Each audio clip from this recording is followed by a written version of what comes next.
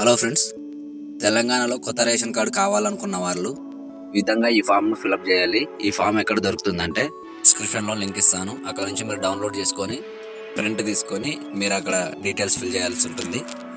ముందుగా ration card చూసుకుంటే ఇలా ఉంటుంది. ముందుగా ఇక్కడ ఈ ఫామ్ చూసుకుంటే ఇలా ఉంటుంది. యజమాని పేరు అన్నారు కదా, ఇక్కడ యజమాని పేరు రాయాలి. ఇంటి యజమాని పేరు వచ్చేసి ఆధార్ కార్డులో ఉన్నట్టు రాయాలి. పేరు రాయాలి. తర్వాత రెండోది చూసుకుంటే ఆయన లింగం రాయాలి. పురుషుడా స్త్రీనా అనేది రాయాలి. తర్వాత పుట్టిన తేదీ, ఆయన కులము, అది ఏ కులం సంబంధించిన వారు, ఎస్సీనా ఎస్టీనా కులం రాయాలి.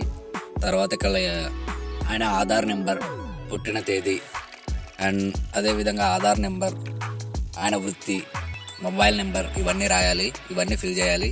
ఇక్కడ కిందికి వస్తే కుటుంబ సభ్యుల వివరాలు అని ఉంది కదా, ఇక్కడ కుటుంబ సభ్యుల వివరాలు వచ్చేసి మనం ఎంతమంది అయితే ఉన్నామో, మనకి ఎంతమంది అయితే మన రేషన్ కార్డులో మన పేర్లు ఎక్కాలి అనుకుంటున్నారో వాళ్ళకి అక్కడ రాయాలి.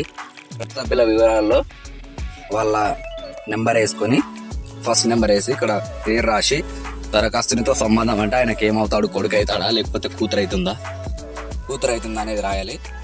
తర్వాత లింగం రాయాలి. ఇక్కడ పురుషుడా స్త్రీనా రాయాలి. ఆ తర్వాత వాళ్ళు ఖచ్చితంగా రాయాలి విత్ డేట్ ఆఫ్ బర్త్ తో సహా.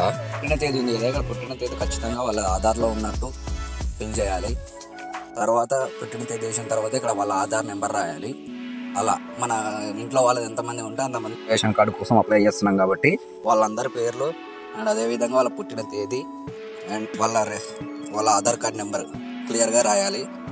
ఇన్ని ఫిల్ చేసిన తర్వాత కొంచెం కిందకి వస్తే ఇక్కడ చిరునామా రాయాలి, మన అడ్రస్ రావాలి, మన ఇంటి నెంబర్ రాయాలి. వార్డ్ నెంబర్ గుర్తుంటే రాయాలి, లేకపోతే అవసరం లేదు. మన మండలం అండ్ జిల్లా, అదేవిధంగా మన ఊరు, మన గ్రామం అది రాసేస్తే సరిపోతుంది. అదేవిధంగా ఇక్కడ కొంచెం కిందకి స్క్రోల్ చేస్తే ఇక్కడ ఇంకో పేజీ ఉంటుంది. ఈ పేజీలో మన పెద్దవాళ్ళ పేరు రాసి, ఇంటి యజమాని పేరు రాసి, వాళ్ళ తండ్రినా భర్తనా కింద రాసేసి ఏం అవసరం లేదు. మళ్ళీ కిందకి వచ్చేసి మన చిరునామా రాసేస్తే సరిపోతుంది. యువతల సైడ్ మనకు అవసరం లేదు, యువతల సైడ్ వాళ్ళు చూసుకుంటారు. ఈ కార్య సంతకం కాకుండా కింద పేరు ఉంది కదా, ఇక్కడ మనం సిగ్నేచర్ చేయాలి. ఎవరైతే అప్లికేషన్ ఇస్తున్నారో వాళ్ళు ఇంటి యజమాని ఉంటాడు కదా, సంతకం చేయాలి.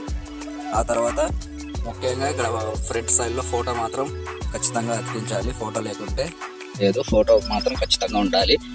ఇక్కడ యజమాని పేరు, ఇక్కడ పేరు రాసినాం కదా, వీళ్ళ పేరు మాత్రం ఫోటో మాత్రం ఖచ్చితంగా ఉండాలి.